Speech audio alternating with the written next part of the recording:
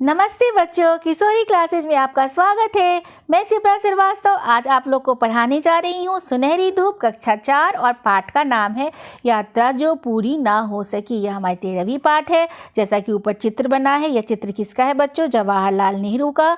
और इस यात्रा को वृत्तांत को किसने लिखा है? इन्होंने ही लिखा है, जवाहरलाल नेहरू ने। आप लोग इन्हें पहचानते हो बच्चों, ये हमारे देश के पहले प्रधानमंत्री थे और ये बच्चों को बहुत प्यार करते थे।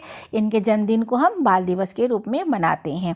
यहाँ पर बच्चों एक वर्ग पहेली बनी है और इसमें कुछ पर्वतीय स्थलों के नाम ढूंढने हैं जहाँ लोग घूमने जाते हैं। तो मैंने यहाँ पे ढूंढ कर रखा है, लेकिन लिखा नहीं है, आप लोग ज़रूर लिख लीजिएगा। फिर हम पाठ को पढ़ना स्टार्ट करते हैं। 1916 में अपने विवाह के पश्चात हमने कुछ महीने कश्मीर में बिताए। यानी या चूँकि यह यात्रा वृत्तांत है तो इसे कौन लिखा है? जवाहरलाल नेहरू जी ने लिखा है। और ये उसके बारे में बता रहे हैं कि मतलब कि मेरा जो विवाह हुआ था 1916 में, तो हमने कुछ समय कहाँ बिताए? तो कश्मीर में बिताए। मैं अपने परिवार को श्रीनगर की घाटी में छोड़ दिया, परंतु मैं अपने एक चचेरे भाई के साथ कई हफ्तों तक पहाड़ों पर घूमता रहा। घूमते हुए लद्दाख तक पहुंच गया। कहाँ पहुंच गए ये घूमते हुए? अपने एक चचेरे भाई के साथ लद्दाख पहुंच गए। इस यात्रा में मुझे एक दिल दहला देने वाला अनुभव हुआ। यानी जो ये यात्रा कर रहे थे इसमें कुछ ऐसा इन्हें अनुभव हुआ दिल दहलाने वाला। वो क्या है ये हम पढ़कर देखेंगे बच्चों। जोजिला घाटी से आगे सफ़र करते हुए हम एक जगह पहुँचे। मेरे ख्याल से वह मटायन कहलाती थी। क्या कहलाती थी बच्चों? कौन सी घाटी? जोजिला घाटी। और वह जगह क्या कहलाती थी? मटायन कहलाती थी। हमसे कहा गया था कि अमरनाथ की गुफा यहाँ से सिर्फ 8 मील दूर है। यह ठीक था कि बीच में हिम से ढका हुआ एक बड़ा पहाड़ पड़ता था जिसे पार करना था। अमरनाथ की गुफा के बारे में तो आप लोग जानते होंगे बच्चों कि यहाँ पर क्या होता है, आइस से शिवलिंग बनती है सावन के महीने में। बहुत ही दुर्लभ दर्शन होता है, ये बहुत कठिन दर्शन होता है। तो क्या हुआ कि यह ठीक था कि बीच में हिम से ढका हुआ एक बड़ा पहाड़ पड़ता था जिसे पार करना था, लेकिन उससे क्या 8 मील होते ही क्या है? नेहरू जी ये लिख रहे हैं। हम दोनों में खूब जोश था, मतलब किसमें? इनमें और इनके चचेरे भाई में। किंतु अनुभव नदारद, मतलब एक्सपीरियंस बिल्कुल नहीं थे। हमने अपने डेरे तंबू जो 11,500 फुट की ऊंचाई पर थे छोड़ दिए। डेरा मतलब घर होता है, तो और तंबू मतलब तो आप लोग जानते ही हो। तो अपने डेरे तंबू को कहाँ छोड़कर आ गए? 11,500 फुट की ऊंचाई पर। हम एक छोटे से दल के साथ पहाड़ पर चढ़ने लगे, मतलब एक समूह के साथ जिसमें 4-5 लोग और थे। रास्ता दिखाने के लिए हमारे साथ वहीं रहने वाला एक गरेरिया था। गरेरिया यानी कि जो भेड़ चढ़ाता है। यहाँ पे चित्र बनी हुई है, देखिए बच्चों, लोग छड़ी लिए हुए हैं और जा रहे हैं। आगे हम पढ़ते क्या लिखा है कि हम लोगों ने रस्सियों की सांकल सी बनाकर एक दूसरे को बांध लिया। यहाँ पर चित्र में आप लोग देख रहे होंगे, सांकल मतलब चेन, जैसे एक दूसरे से सारे लोग बंधे हुए हैं। कोई गिर नहीं सकता है, एक दूसरे से बिछड़ नहीं सकता है इसमें। ऐसे बंधे हुए ही हमने कई बर्फीली नदियों को पार किया। हमारी मुश्किलें बढ़ती गई तथा सांस लेने में भी कठिनाई होने लगी, क्योंकि जैसे जैसे हम ऊपर चढ़ते हैं बच्चों तो क्या होता है, ऑक्सीजन कम होने लगती है और सांस लेने में हमें कठिनाई होने लगती है। सामान उठाने वालों में कुछ के मुंह से खून भी निकलने लगे। अरे वाह, यहाँ देखिए चित्र बनी हुई है। लगा हालांकि उन पर बहुत बोझ नहीं था। इधर बर्फ पड़ने तथा बर्फीली नदियां भयानक रूप से रपटीली हो गईं। बड़ा ही भयावह दृश्य दर्शा रहे हैं ये। हम लोग पढ़कर देखते हैं क्या क्या हुआ इसमें। हम लोग बुरी तरह थक गए थे। एक एक कदम आगे बढ़ाने के लिए बहुत कोशिश करनी पड़ती थी, लेकिन फिर भी हम आगे बढ़ते ही गए। हमने अपना खेमा सुबह 4 बजे छोड़ा था।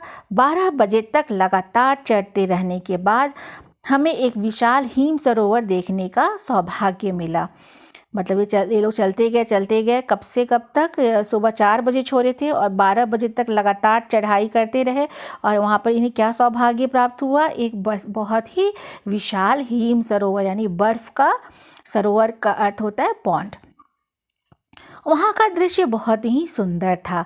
उसके चारों ओर बर्फ से ढकी पर्वत चोटियाँ थीं, मानो देवताओं का मुकुट हो अथवा अर्धचंद्र हो। कितना सुंदर वर्णित किया है यहाँ पर इन्होंने कि वहाँ का दृश्य कैसा था बच्चों? बहुत सुंदर था। चारों तरफ से बर्फ से ढकी हुई पर्वत की चोटियाँ ऐसी लग रही थी जैसे देवताओं का मुकुट हो।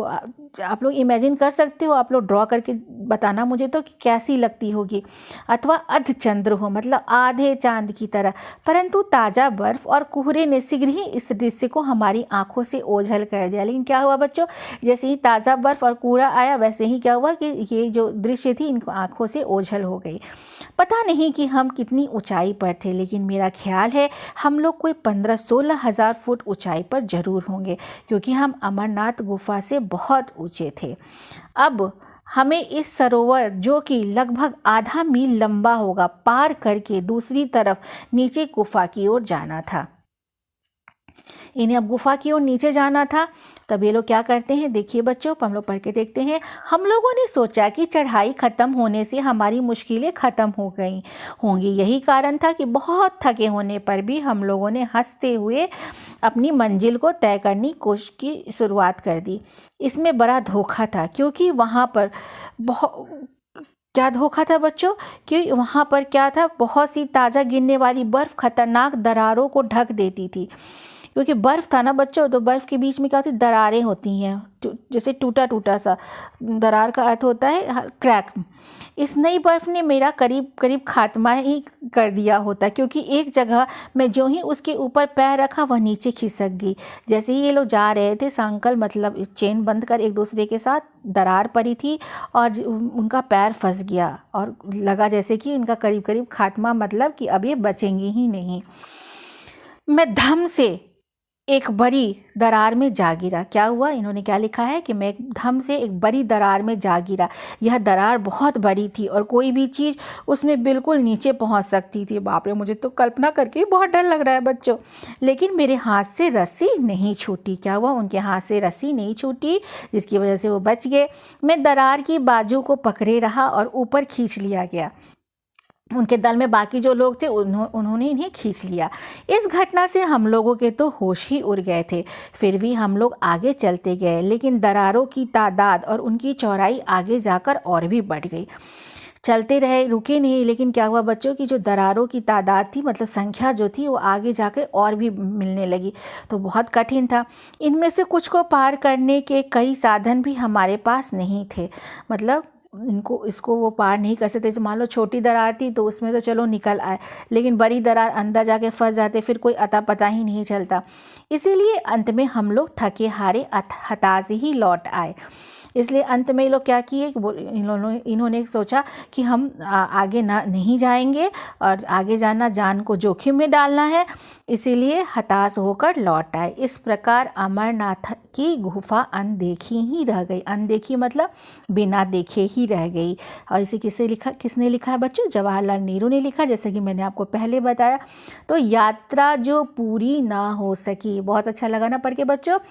यही यात्रा थी अमरनाथ की गुफा की, जो पूरी ना हो सकी। इतनी कठिनाइयों के बाद भी ये लोग अपने मंजिल को प्राप्त नहीं कर पाए। यहाँ पर शब्दार्थ दिया है, चचेरा भाई यानी चाचा का बेटा, हिम बर्फ, गरेरिया जो भेड़ बकरी चराता है, रपटीली फिसलने वाली, हताश निराश हो जाना, हफ्ता सप्ताह, जोश उत्साह, बोझ वजन और तादाद मतलब संख्या।